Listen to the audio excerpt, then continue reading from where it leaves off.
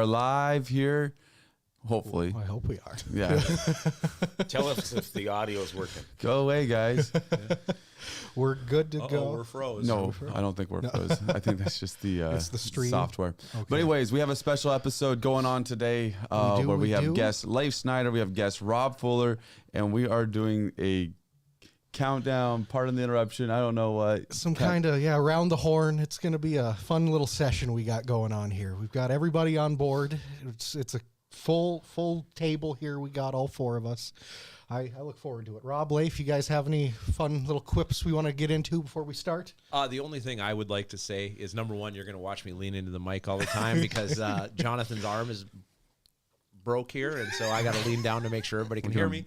On top of that, I just want to point out the irony of the probably most conservative person at the table being on the far left of everybody. So it's not lost on me. It's perfect, yes.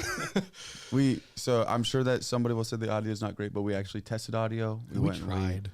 We did our best to balance all the audio, man. We put our work into this. Now? We can hear Rob today. It's a good day. All right, so this is basically what we're going to do. We're going to go introduce a topic. Leif, you've been quiet so far. That's kind of weird, isn't it? Yeah, I'm not sure what's going on. I struggle with my vision. I'm trying to read Rob's shirt. Golf of America, baby. Coming to you from the far left. So the left finally got on board with that. There That's is good to hear. crossover appeal. Hey, you know what? I realized something though, Rob. You're a lib. I don't even know what that could possibly mean. Nobody likes my joke. Well, there's a lot of Libertarian? Yes. You're a lib. Yes. I am very much a libertarian. All right. Sounds good. All right. Let's. Nobody likes my joke, but that's all right. So we're going to introduce a topic, and then we have 5 minutes. You can see the stop clock that is on the screen that will begin once we're ready to go. He's trying to figure it out. To point it. If each of us can go and push a topic into overtime one time and throughout this round. And then at the end of the discussion, we don't really have a way to determine a winner. So we're going to depend on you guys. If you guys would like, you can chime in, say you really like somebody's take, or you can give your own take, whatever it is. We're just here to have a good time this morning. Sound like a plan, guys? Sounds awesome to me. I look forward to it. All right. So the first question of the day. What is your current grade of the 2025 legislative session? How is it going down in Bismarck? Leif, you've been quiet so far, so we'll give you the floor, man. It's hard to grade something when we're not even at the halfway point yet.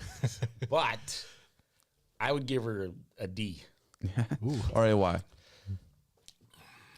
Well, to start, Really?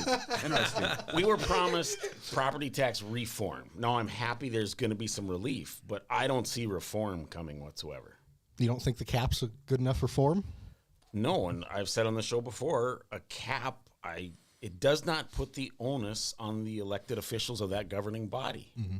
That's the problem with that for me. All right, Kyler.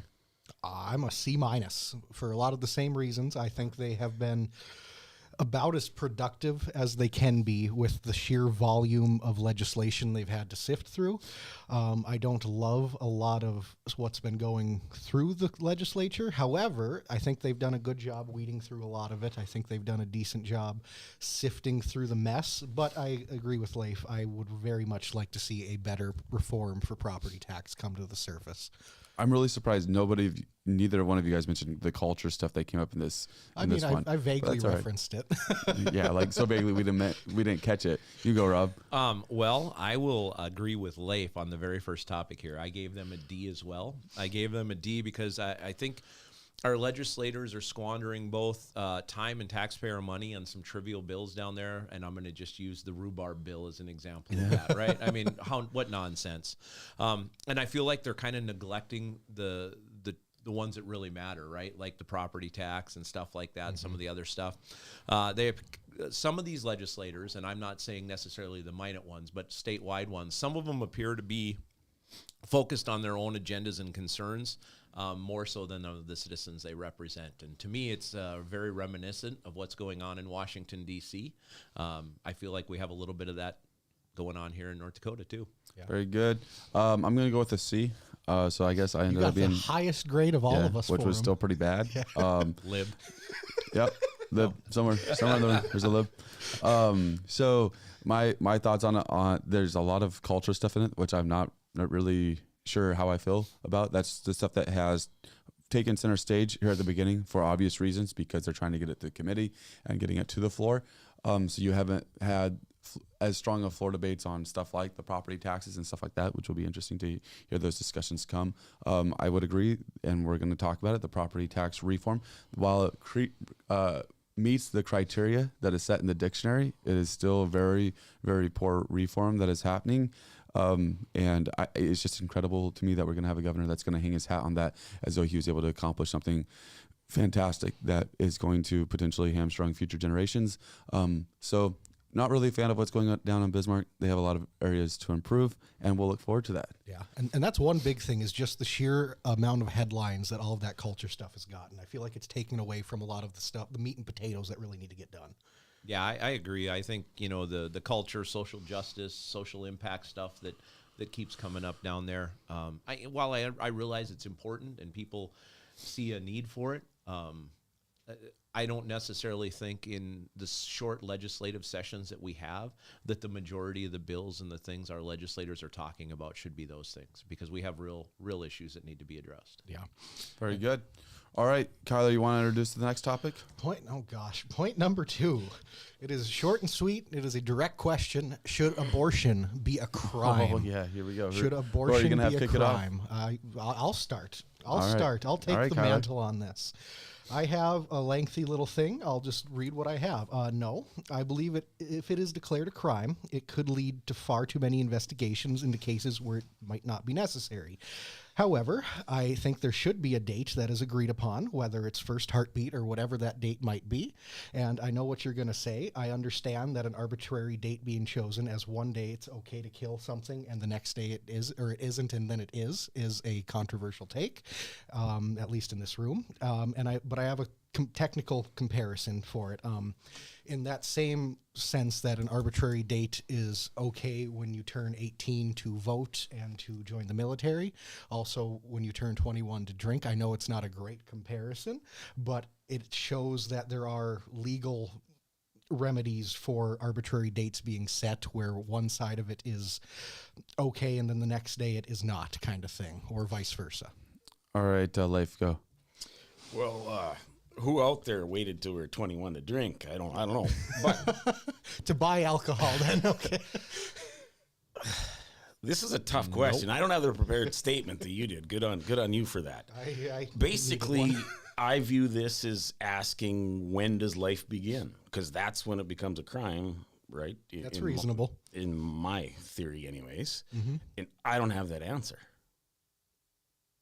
Is a cluster of cells actually life? To me, it borders more on conscious thought, but I don't remember being in the womb either.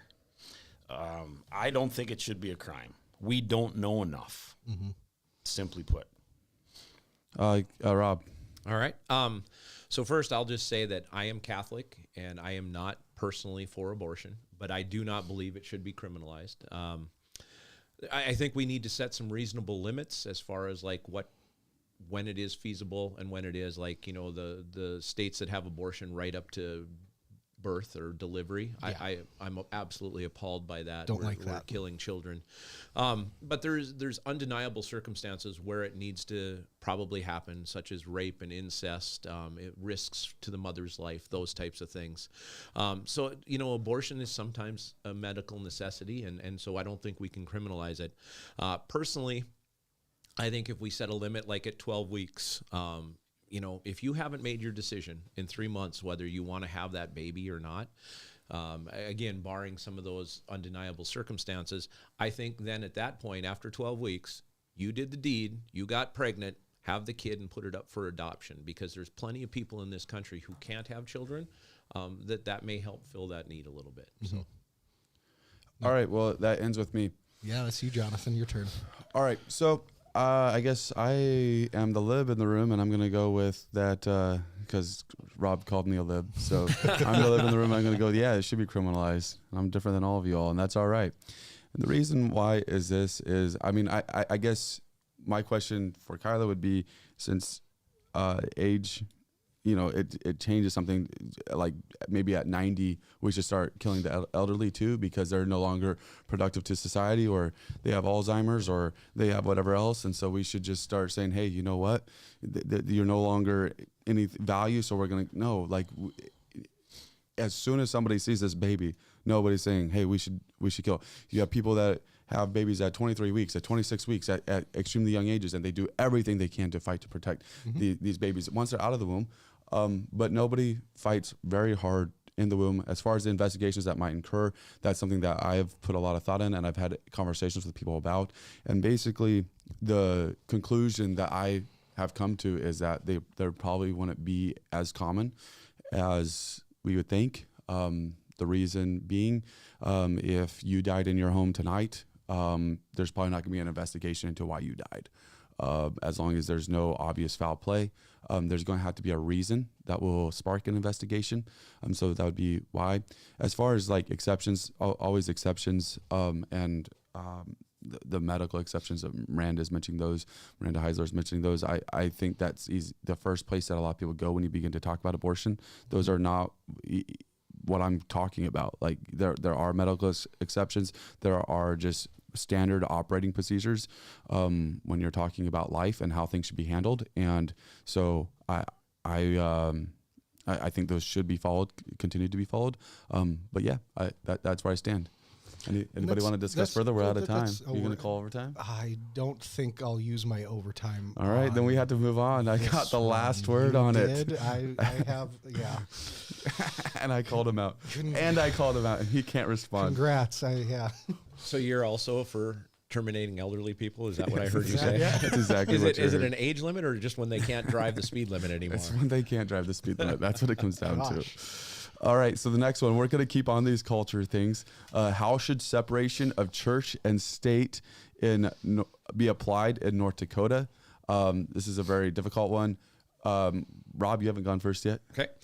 So I believe North Dakota already has a pretty good separation of church and state going on, and I think we need to uphold it to make sure that government decisions remain neutral on matters of religion, respecting both personal individual freedoms and religious diversity in the state. Religious institutions should be free to practice and influence their followers, but they should not have the power to impose their doctrines on public institutions or government operations. Now, having said all that, I don't believe there's anything wrong with putting a copy of the 10 Commandments in classrooms. It isn't like they read them because we hang them on the wall either, right? I mean, the separation of church and state argument where that's a bad thing. Like, we hang all kinds of things in rooms and classrooms and stuff like that. I don't understand what the big deal would be with that. So, anyway. Right. Kyler, go. We'll just go around the horn. All this right.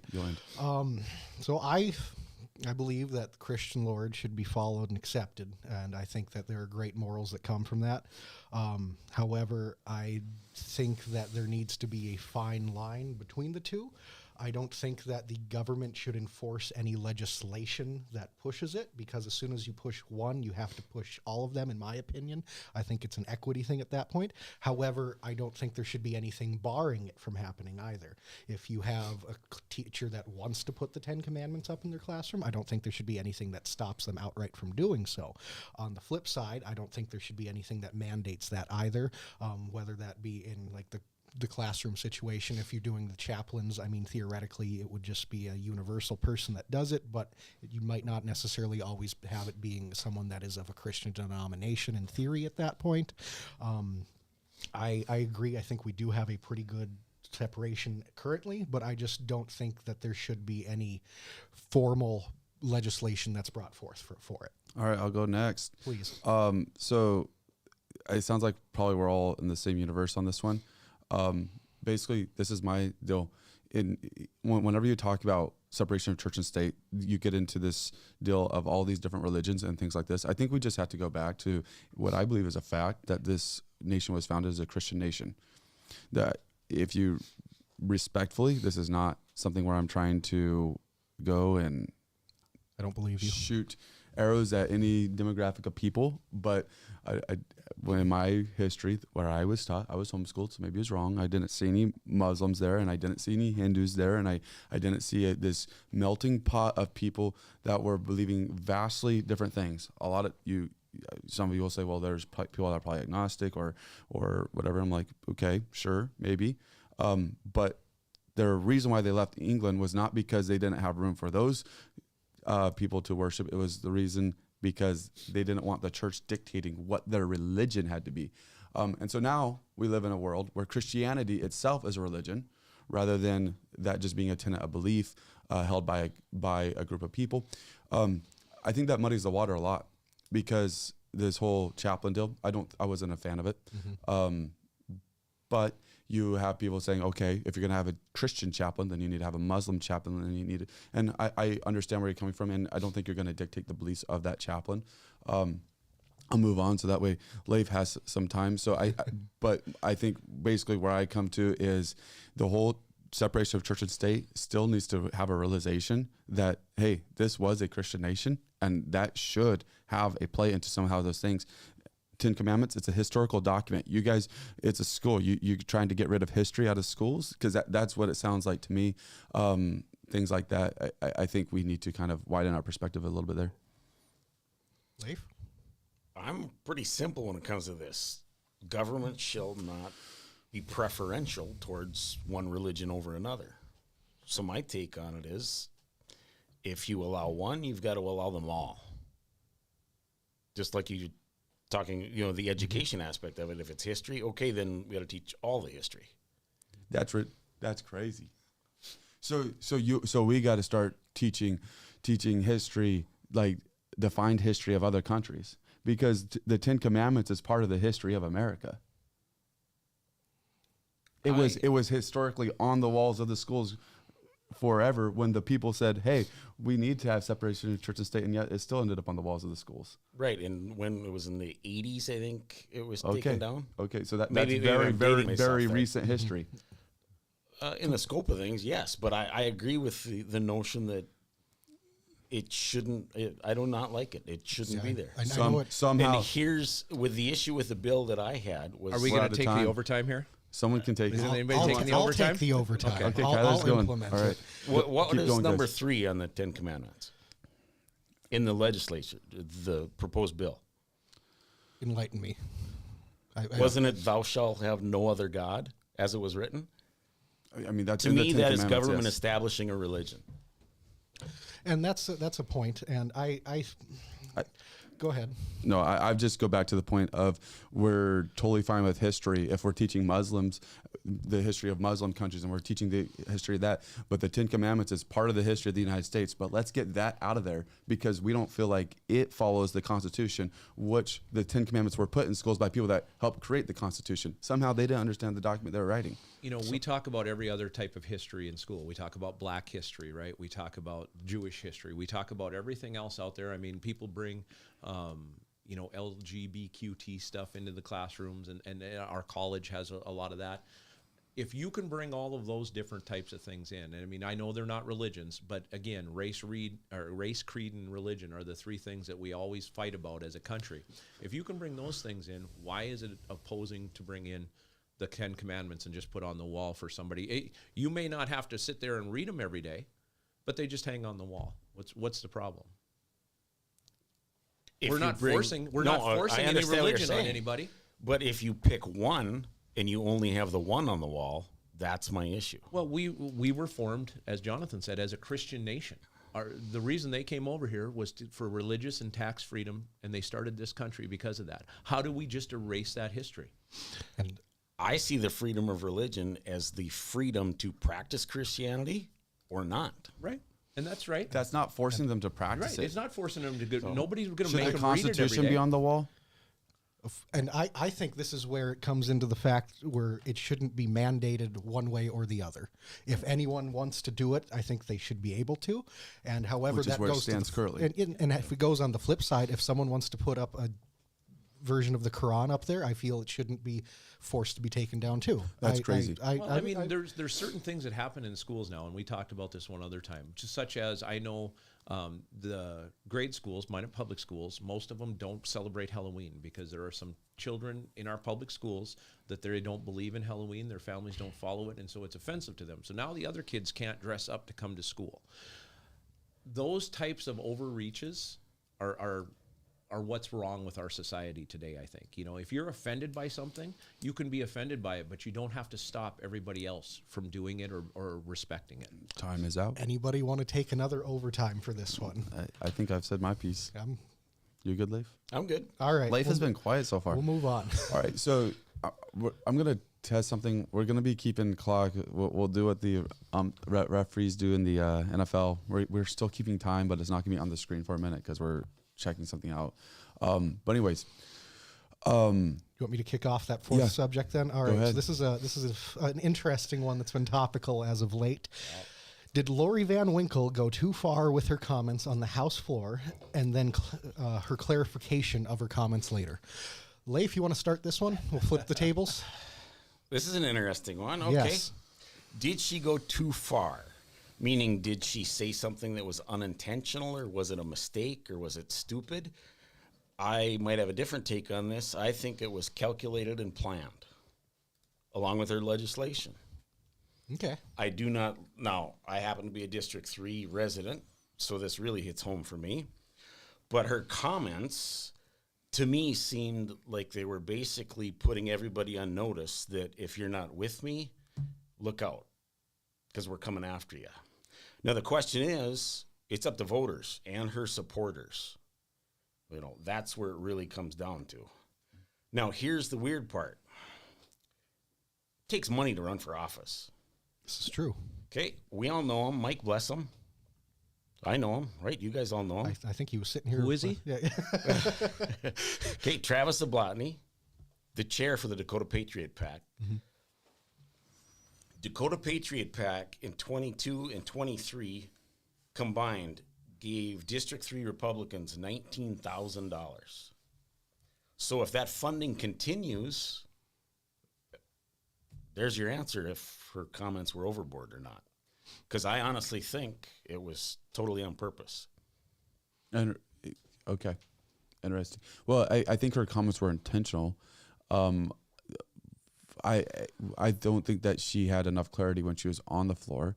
I think her Facebook post provided a ton of clarity to her comments, and then I don't agree with them. That's basically where I stand on her comments. So as far as them going too far, it was a weird, I think not weird, but it was an irregular way of approaching the workforce shortage. And it felt like she was trying to get a point across and maybe chose the wrong place to do it.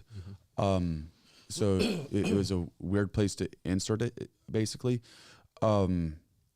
But she definitely, I agree that she was intentional, that was something that she wanted to have said, and she wanted to be gotten across. You can go, Kyler. That's fair. In one word, yes, I think it was over the top. However, I fully understand. Well, I understand completely where she was coming from for her argument on workforce shortage. So I get where she was coming from, and there's no doubt about that. But I think she exaggerated and misrepresented people that struggle with infertility and IVF. So you don't like my hot take?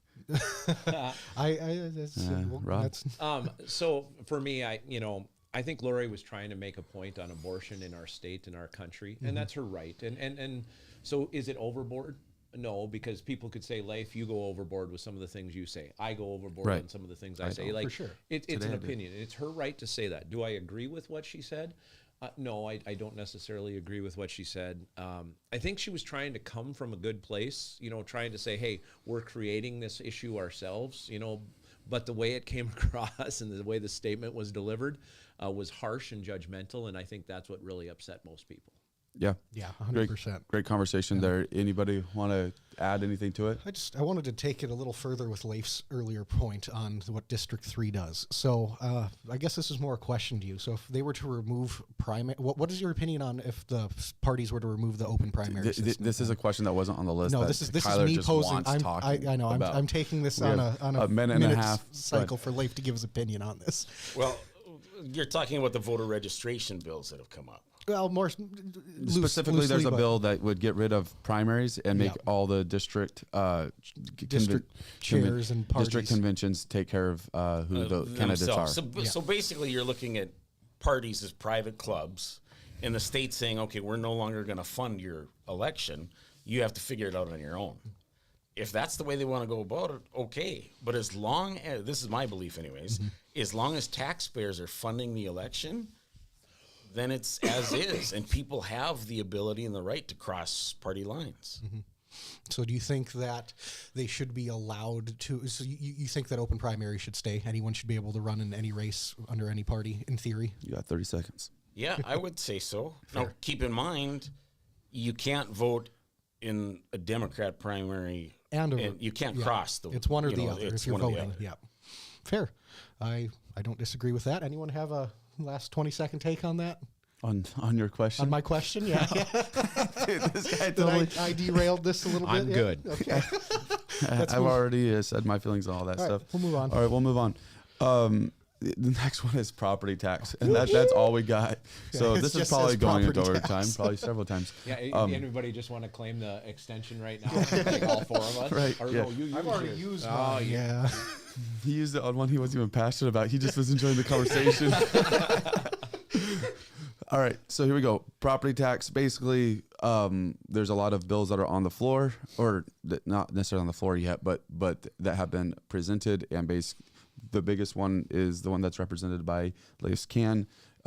So that's basically the topic here. All right. Yeah. Anybody want to kick it off? I'll start it. All right, here we go. So, House Bill 1176, or the governor's bill, as some people call it. right. I heard that the other day. It's really a non-starter for me. Okay, the buy downs and caps are not affixed to the state's property tax issue whatsoever. It just kicks the can down the road. It doesn't do anything to address the arbitrary way to assess value on people's homes. It does nothing to even out the tax burden in the state, as most of the property taxes in the state are paid for in the large cities, and the rural communities and properties pay very little of it.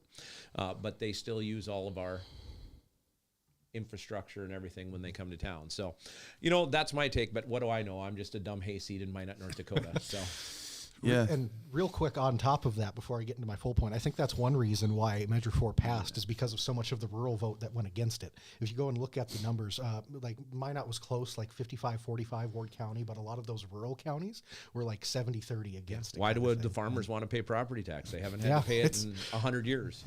Yeah, it's been a thing. That was part of 100 years ago kind of And legislation. don't that come was at me, happening. farmers, because my whole family was farmers, and I'm just saying.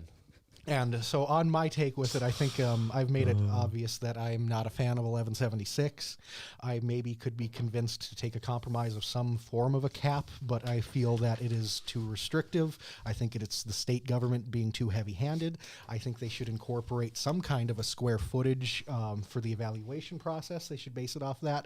However, if they do want to keep the current implementation of the assessment process, I think they should go to a rolling average where you take the last 5, 7, 10 years, whatever it might be, and you take that as the average, so it tries to squash those fluctuations a little bit. So if they jump the valuations one year, this can kind of act as a mediation to that.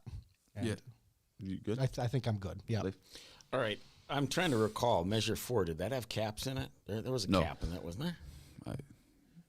Pretty sure there wasn't. It's just the Pretty sure it was Just elect a the right removal. people. The whole thing to me is just asinine for the state to say, like, you're in the position being on city council, you're told how much you can. Yeah, we had this conversation the other night. Like, it just, to me, it doesn't make sense. It pits one community against another, and that's the problem I have with it. If you want to raise taxes on the citizens of Minot, I'm not saying you do, then you have to pay that price come election time. Yep. And now the onus is on the elected officials. And I really liked Scott Lauser's bill that dealt with it separated it, right? We have all these governing bodies. It took education, or essentially the school district, and said, okay, no more. Mm-hmm. And that would have lowered property taxes, essentially getting rid of property tax for the school districts, and it would have been 25-30%. That would have been better reform than what we're looking at. Sure. Yeah. Were you for Measure 4? Parts of it I kind of liked, but no, I Yeah. didn't. Because it I did surprised not me. support it. Let me ask you real quick: are you happy with what we're seeing as an alternative to Measure 4? No. Okay. Which would you But the rather? governor promised me reform. Well, and you're you getting trust them. Politicians never lie. That's Getting right. the cap, that is reform, As right? you sit there as a politician. I am not a politician. I am on city council. There's a difference. That's nonpartisan. Yeah. Are you? Which one would you prefer right now, Measure 4 or House Bill 1176? Oh, I'm on the spot. Yeah. I feel this question might go around the horn, too. Scott Lauser, can you push a little harder?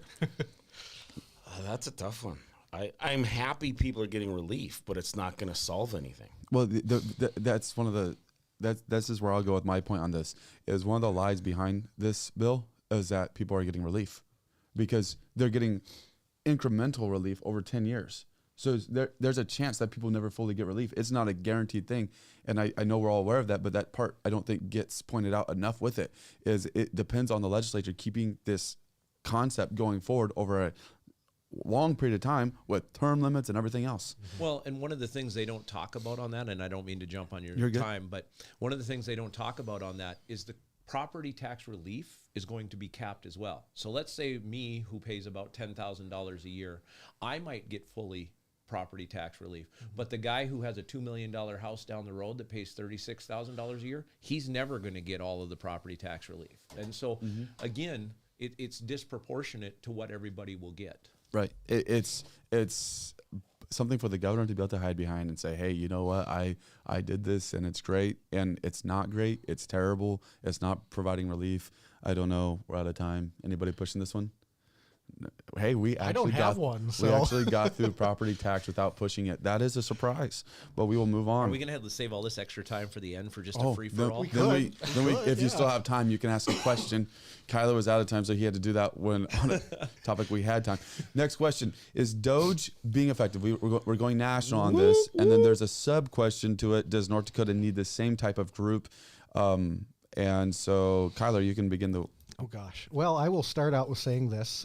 I did not expect DOGE to be doing much of anything. I frankly thought Elon Musk would get involved in the government. hot take. Yeah, of litigation and everything and get fed up with it and want to move on. So I think they have been far more effective than I expected. They have done a lot of cuts. You can argue if it's good or bad, but they have made cuts and they have trimmed fat. And I think that it would be a good thing for the state of North Dakota to have its own version of this. And there is a very vague bill that's going through the House right now, HB 1442. It is it's effectively it's DOGE light for North Dakota. So what people say against that one is that it's not like DOGE because it's going through the House and Senate. And it's also rather than mostly being appointed an by the executive order. governor too. Yeah. So it's one of those. But DOGE was straight up appointed by the president. That's true. And they're saying that's one of the differences between them. And that's fair. And it's going through the legislation. So because of that, their body might have a little extra say on it, which is a whole different question. But I think on the surface, I like this one. Leif and then Rob and then me. Okay, federally, we're supposed to have co-equal branches of government, right? Supposed to. Checks and balances. Checks and Executive branch appoints immigrant Elon Musk. Okay, so be it. There's a lot of cognitive bias going on, meaning people believe what they want to believe. I am inundated with people sending me stuff on social media. Oh, did you see this? Did you see this? And so much of it is people want to believe something, and if you don't know what cognitive bias is, it's if my tires were slashed, I'm blaming my ex-girlfriend because that's what you want to believe, right? For sure. That's what it is. I mean, If people you don't have call me. ex-girlfriends, you So don't have hold to on, do that. you're saying we shouldn't blame the government? Is that what you're coming out of this with? No, I'm saying people believe what they want to believe. Okay. The whole Social Security thing. Perception is reality. Oh, well, we got 150-year-olds. No, not necessarily.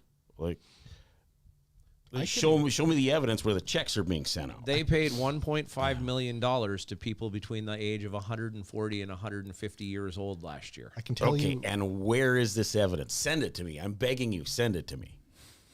You want to see the Treasury system has codes on it, right? And that's what we've been talking about. The Treasury system has codes to who they paid. So if there's a So code, are you it talking shows it was Social paid. Security or the Treasury Department now? Well, Social Security benefits are the same thing. They're paid through Well, the they're Treasury through the Department. Treasury system. Yes, they're paid through the Treasury system. So there's a code that goes on them that says, hey, this was paid to this individual on this date. They have that printout. Now, do I have it? No, I don't. But I can't imagine they could show us what was paid to every age group if they didn't have that tracking data to say, hey, we paid this guy, we paid this lady, we paid them. I have one quick thing really fast. Sorry, I see that as a question. I want to see the names of the individuals that got checks that weren't supposed to. Well, I don't think our open records laws in the United States are that easy. That's what I'm saying. People buy into the cognitive bias. They see a post or whatever, or it's a TikTok account, like Black-Footed Ferret program denied. And that's what it is. People, I want to see hard and fast evidence that it's actually working. The state program for DOGE is way totally different. It's actually the House and Senate came up with a bill.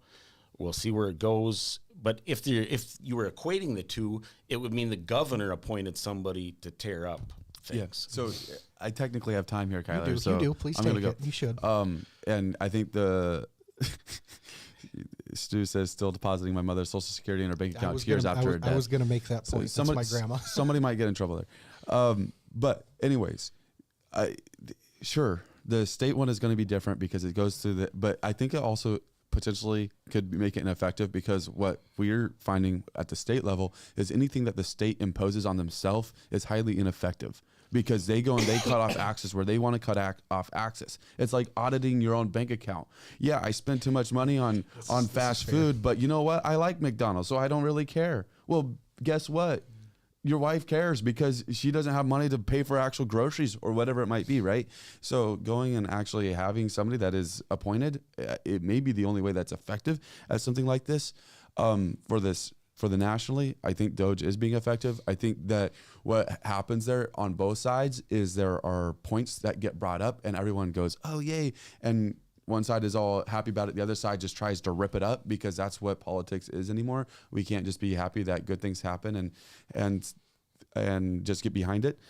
So that's kind of my view on it. We're out of time. If somebody wants to push it, they can. I never got to give my opinion. I just was talking to Leif. You didn't get a chance? Sorry. I thought you got it. I thought we went to Rob. No, we I was didn't. just talking to Leif. My bad. Go ahead, Rob. I can do it quickly. I believe DOGE is effective. Here in the last week are three things they found. $2 billion in the Department of Education that they cut. $20 billion in HUD that they found. Or I'm sorry, EPA that they found. And $1.9 billion in HUD that they found. Okay? I mean, that right there, what? $25 billion they found in 1 week that they cut from programs. And do I believe DOGE is effective? I certainly do. And I think every taxing entity, federal, state, and local, should have a DOGE in them, because if you are taking taxpayers' money, there should be some kind of checks and balances to how that is spent. Right. Nope, I agree. Okay, we're out of time. What are you going to say? Well, my dad's comment. Okay. And also 5 seconds. I just don't love that the richest man in the world is the one running this. That's Kyler takes his extra time to make the most controversial statement. I do, and now we got to move on. Yeah. Well, you know what? I might begin the next question. Go ahead. So, in the next 10 years, do we anticipate the Democrats leveling the playing field in North Dakota politics? All right, I'll start. Take it. Yeah. So the richest man in the world is running DOGE, and you know what? I think that's it's funny because we're worried about him stealing our Social Security numbers. You know, like as though somebody else in the world is more nefarious. All right, to the actual questions. Do we anticipate the Democrat? I don't know what leveling would actually play. Maybe we should have had an actual metric so we could say, yeah, it'd be in this range. Just move it up to a 60-40 split in that. A 60-40 split in there. Yes, I totally do. I totally do. I think this legislative session is showing the divide in the Republican Party. Term limits are going to come into effect. I don't know how that's going to affect. That could be positive. That could be negative for the divide in the Republican Party. But the only reason why the Democrats do not level the playing field over the next 10 years is because they go too far left. And I do have a concern right now that in North Dakota Democrats, it's not a concern, but I have a view that in North Dakota politics, the Democrats are trying to mirror what's happening on the national stage. And overall, I don't think North Dakotans are happy with that. Rob, you can go. No, I don't think it'll ever happen in North Dakota. I mean, I know we were a Democrat state for a long time, but the way the parties have kind of switched over the last 20 or 30 years, I don't ever foresee North Dakota becoming a Democrat state again. I think Fargo will probably be the biggest Democrat bastion in the state, and the rest of the state will probably stay fairly conservative, Republican, or libertarian, whatever you want to call it. Leif. This is interesting because I consider myself an NPL fan, which Whatever that means. well, nonpartisan league. It's kind of what Republicans want to stop now. I was like, what? Basically, this is where it gets really weird because it ties in nationally. Let's face it, Trump won on a populist message. This is what Democrats nationally have gotten away from. They wonder why they lost. Well, I can give you idiots. I want to bang them upside the head. But we have the richest president we've ever had, right? And he won on a populist message. Now he's installed Elon, the richest guy in the world, since you brought it up at the beginning of the question. Like, this is insane. And so will Democrats level the playing field? No, but I think we'll head in that direction. Mostly because in North Dakota anyways, Republicans can't make up their mind what they want. Ask 3 conservatives what conservatism is, you'll get 3 different answers. Yeah. And that's a fair point.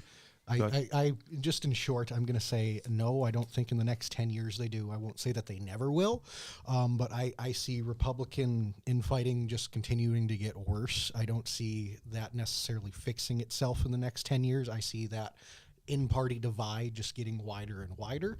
But I also, for reasons Jonathan said and Leif said, I don't think that the Democratic Party in the state is going to be moderate enough for the majority of North Dakotans. They have a solid base that, and I hope I'm wrong on this, frankly. I think the more contentious we have of a legislator, the better our state will be. I think they will be able to That's contentious. Well, yeah, I guess that's, how about contested then? There we go.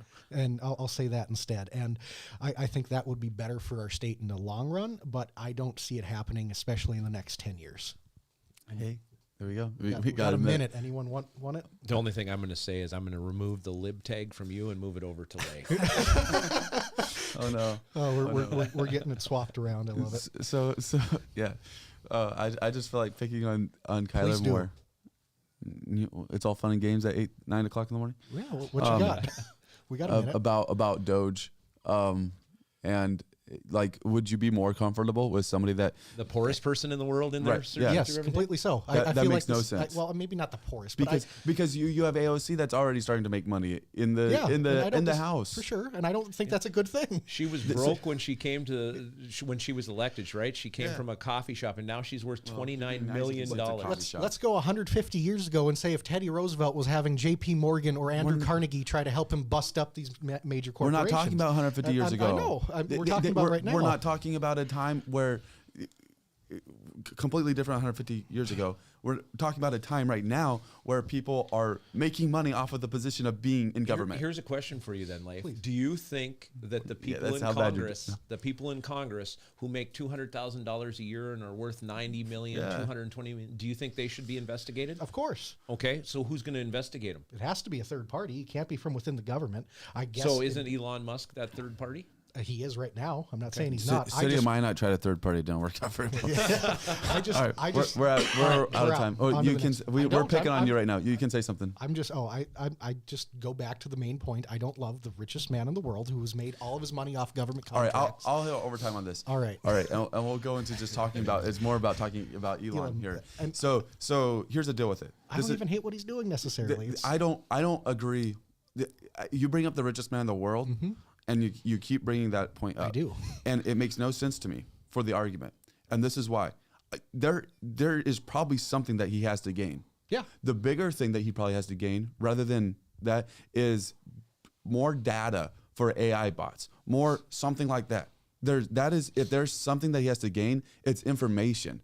He's not doing this for money. As far as from auditing, he's probably the safest person to audit that.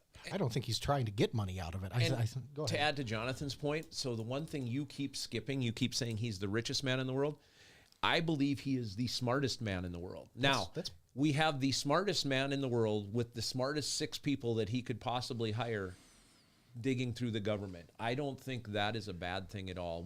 I don't, to Jonathan's point, I don't think his financial acumen means anything in it at all. Fair, and that's a reasonable point. I just see it as an optics thing, but I love the 6 people he has doing it for him. I can't argue that. I think they're doing a good job so far. I just think that optically having the richest man doing it makes it look questionable. And again, he might not be getting any monetary gain out of this. He might even be losing money off of this. And maybe he is the best person to do it. I don't know. And he's doing a good job so far. But I just feel that him having made not the majority, but a very large amount of money off government contracts over the last 15 years, he is going to find something he can take out of this for his own personal gain. All of our politicians have made a ton of money on the federal They government have. over the last 30 years. Without giving anything That's for true. that. That's true. So maybe this is for the best. As a matter of fact, I believe that one of his contracts got canceled. The armored Teslas. Yes. That got canceled, and that was by Biden. That wasn't while he was doing this. It was a contract that was put in place by Biden, and then it got canceled by Trump. I just got to say this every time we say the smartest man in the world, that damn commercial pops. I'm the smartest man and the richest man, or whatever it is. You know, Most interesting man in the world. I just gotta add, Please do. it blows my mind that you guys fanboy over he has an electric car company. Oh, he's got Like- 6 companies. Well, whoop-de-ding. We're technically out of time, but we're having a good time. I want to see us go to Mars, so I like it for that. Okay, so that's where he wants to Yeah, die. that's where we should spend money right now. He wants to die on Mars, but he said not by impact. All right. And on that note, On that note, we'll go to the question about airplanes now. Are the open records law in North Dakota to open? Leif, kick it off. Oh yes, Leif, kick it off. Yeah. I've been known to make a few records requests. That's what got me started in all this mess, actually, when you think about it. We try not to. I go back and forth on this because I know a lot of city employees, and like we were talking earlier before the show, is that really something you want out there? But at the same time, I think how they're handled could be a lot better. Now, I'll push overtime on this right away. Ditto. Oh, it's going to be a 10-minute Because combo. guess what? When Harold Stewart was talking from the dais at a city council meeting regarding one of these meetings, he was referring to me. I'm the one who, when there was the Barry investigation, I requested the notes. So all those references to notes were about me, without saying my name, essentially. So now we get to the police investigation. Now look at the position this puts me in. Because without even making the request, the notes are just put out there, right? They're not a draft. It's not any. The notes are just put out there. And some incorrect information is put out there. And I'm getting phone calls left and right. People pissed, people happy. There were accusations of affairs out there, right? Look at the position this puts me in. Were you part of I the was affair? in one of those person's weddings. well, Close. Now, do I think all that stuff should be out there? No, but I think HR should have done a heck of a lot better job when it comes to you think a they lot of shouldn't the have- notes. You think they should have Is a been lawsuit going to come from it? Not that you have here. pure speculation? Yeah, pure speculation. I do not know for a fact, but I know some people are pretty dang upset. Right. And I think they have reason to be. Yeah. But now let's go back.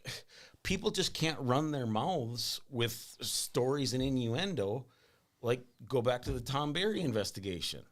We have a person sitting on the Civil Service Commission appointed by the mayor right now who is saying that so-and-so and their wife are swingers. This crap has to stop. So, in short, are the open records laws too open then?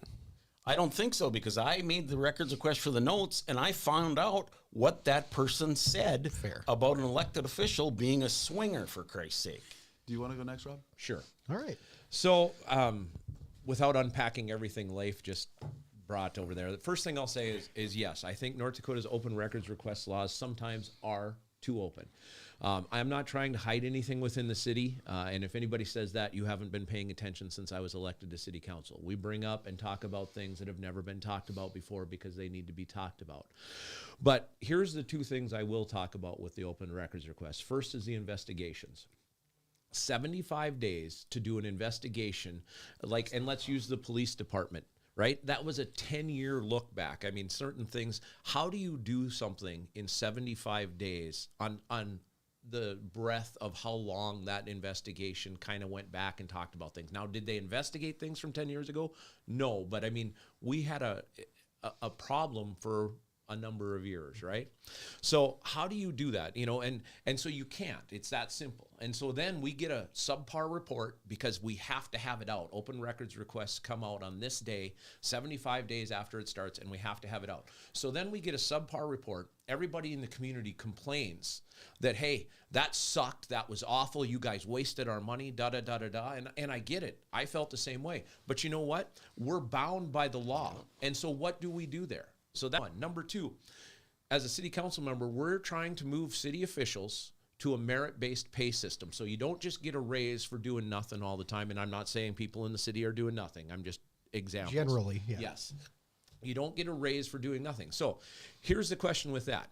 Nowhere in our society, in our country, in the working world, can you get the pay scale, the discipline actions and everything else of the people you work with or your bosses. Now, how easy would it be for somebody in the city who has a grudge against their boss because they didn't get a raise to go and get the open records request to see what that person makes, to see if they've ever been written up, and then start some fuss in that. Now, the way the records request thing is written is it's a 3-year moratorium, right? So if the employee has worked for us for 20 years, the most current 3 years are not eligible to be seen. Everything prior to that can be seen.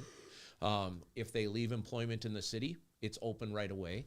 If there's an investigation, it becomes, certain things will become open, but then hopefully it will fall to the investigation timeline and stuff like that. But you guys, I understand people want information. Everybody's got a little nosy, they want to know what's going on. They want the tea, as the kids say.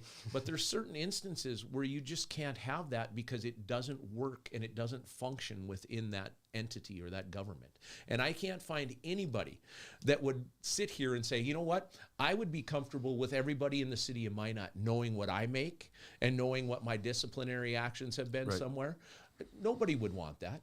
So why would we subject somebody within our city, especially if we want to go to merit-based pay, where they can then weaponize that information against their coworkers, their bosses, or whoever? Yeah.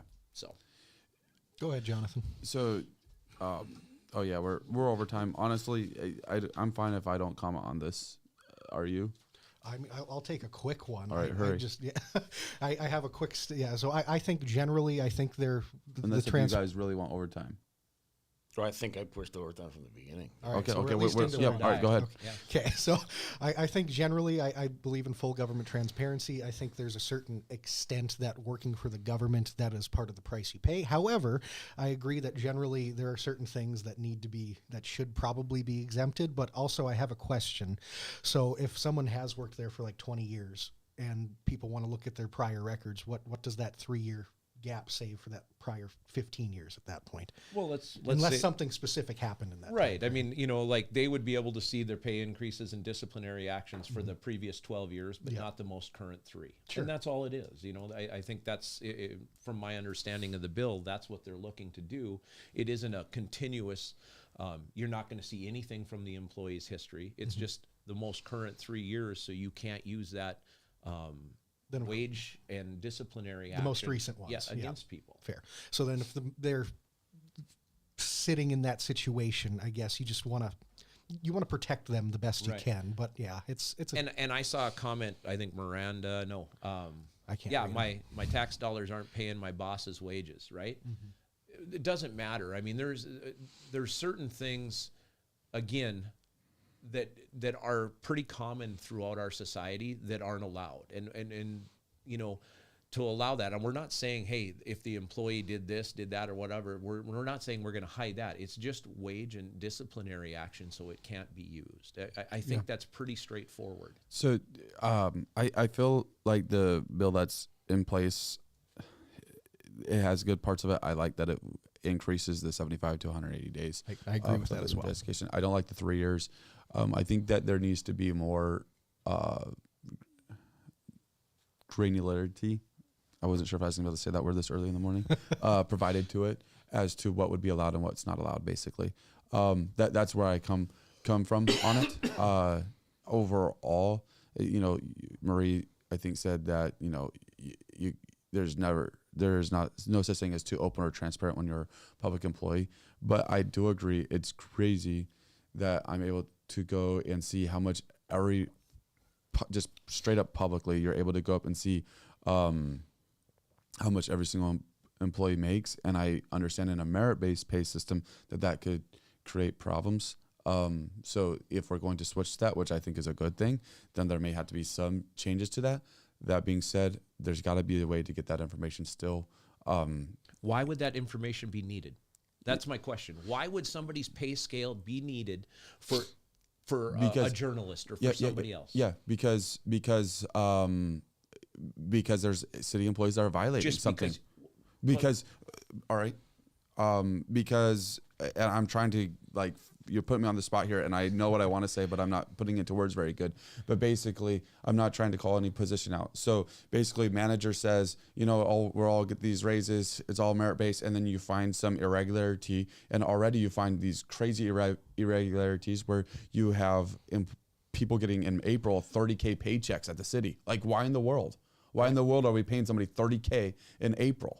Right. Okay, nobody should be making that much at the city based off of what they make. So that's why, because there still needs to be that transparency where there's that accountability that this stuff can get requested and it can be seen. Okay, so what you're saying is there's incidents where that may be appropriate, but it's not under all cases. Right. So I'm saying it maybe doesn't need to be included with the city council minutes, but it needs to be somewhere where there has to be a process where it can be requested. Well, fair enough. But I mean, so then what do? Do you say, okay, general public, you can't have the information, or city employees, you can't have open records requests, but the general public can? Right. Because, hey, neighbor, I need you to get the information. People are nefarious. How do you do it? And even if you were to say, like, only journalists can do it, how do you define a journalist at that point, or the press? I mean, our bloggers. Yeah, exactly. Our newspaper people, who are the journalists It's a huge anymore? topic. Yeah. We're at 10 minutes. Wow. All right. Both so, overtimes. Miranda, I would make the distinction between a write-up that affects city decisions and a write-up that's personal or minor. There has to be some type of distinction that would be given, and it's such a hard one, and that's why it's going to probably be hard to get that open or more strict. All right. Last question. Topic.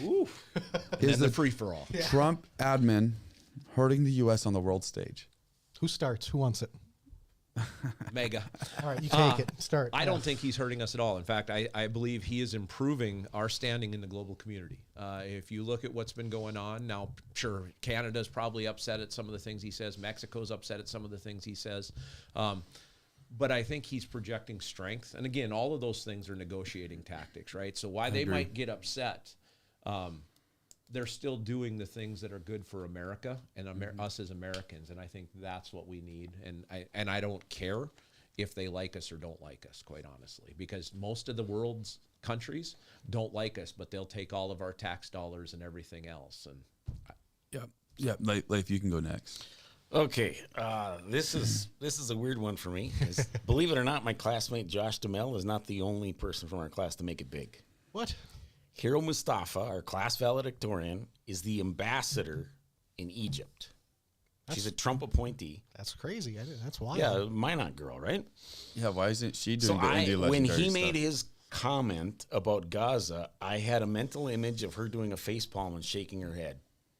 Because he says things like taking over Gaza, and it's uniting the Middle East against all of us. Against the U.S., like, he's saying some stuff that is just bizarre and out of control. And the level of, now, maybe, Rob, you differ with me on this, but the level of trust that the rest of the world has for the United States right now, they do not know where we stand. And that's a good thing, because under the last 4 years where they knew where they stand, they walked all over us and did whatever they wanted. A war started. Israel was attacked. None of that happens when somebody that is saying crazy things, and I understand your point, none of that happens when Trump gets in there and starts doing some of these things, right? Because they don't know what he will or won't do. I wouldn't say that's a good thing. Right now, Ukraine is going, what the hell? Our NATO allies are going, what the hell? For what? And that What do you mean? That he's talking to Russia to end the war so we don't have to keep sending billions of dollars to Ukraine? I will say this. Trump looks like Putin's bitch right now. Whoa. You can say that. It doesn't mean it's true. No, I know it doesn't. Yeah, I mean, it doesn't mean it's true. I mean, he's literally. But on the in a world month- stage, Trump is the only person, Putin is the only person that Trump won't stand up to. I have yet to see how it. How is Trump not standing up to Putin by saying end the war? It needs to be done. How is he not standing up to him? Because Biden didn't go say that. I would agree with you there, but So how is Trump not standing up to him by saying get the war ended now? We want it he's done. not saying that. He's He's certainly saying inviting that. Trump to the table and ignoring everybody else. No, Trump certainly said that to him. He said, you guys need to end the war right now. And he said, okay, let's sit down. We're ready to sit down and talk about it. I disagree. So, I will steal a little one here. I am a little of both. I think yes and no. I think that his flexing of the muscles is a good thing. I think it's good that he is projecting strength that we hadn't over the last few years. I think that the war in Ukraine would have happened regardless if Biden or Trump were in office. And I think that him going and hitting some of our closest allies with tariffs and making them upset, while maybe good for America, perception is reality to a point. And so on the global stage, when their governments are upset at us, maybe it's not the best thing. But again, I think him projecting force helps America in the long haul. And I just hope that it doesn't hurt our relationships with our allies too much in the short term. But again, I don't think that we should be sending them any money either. I think all of those billions that U.S. aid is sending out shouldn't be happening either. So, Real quick, Jonathan, one thing to his. Please. So you said that Russia would have invaded Ukraine I think regardless. regardless. So do you know Russia's invaded Ukraine twice in the last 30 years? Yeah. Do you know when they were? 2014 for sure was one. Under of them. Obama, Yep. when nothing would be done, and under Joe Biden, when nothing would be done. Sure, okay. You know, I mean, you can honestly say, hey, I think that would have happened. Why didn't they invade Ukraine when Trump was president the first 4 years? They weren't ready. I don't know. That's pure speculation. Yeah, I have no idea. And me saying that is speculating. No, on its own. I know. Yeah, I'm just trying to make you're- the point. I think in the world stage, Trump is a wild card, right? To Leif's point, he says some crazy stuff sometimes. He does some crazy things sometimes, but I think it's all posturing, right? And it puts people on tilt across the world. They don't know if he's serious or not serious. And I think, like you said, the flexing of the muscle, I think that shows a little bit of strength on the U.S.'s part, in my opinion. So, Yeah. No, I don't think he's hurting the U.S. on the world stage. Enough said. Short and sweet. Short and sweet. We're technically out of time on it. It is a lot of posturing. There's every once in a while, there's something that happens and it's like, okay, that's probably too far. But overall, I don't think he is. I think that it's just been a while since we've had strength there and it probably feels a little uncomfortable. So, all right. Wow. Yeah. We did it. We did it, but hey, we'll give us a couple minutes if there's a certain topic anybody wanted to parting bring shots, up. is that what Yeah. they call it? Yeah, Parting yeah. shots? There we go. Yeah, sounds good. Who wants to start? Leif, you have any last takes you want to throw out? We didn't even discuss city council the other night. No. We didn't even get there. Well, I figured I'd give you a respite from it. Thank you. Any final takes, Rob? Anything you wanna throw at us?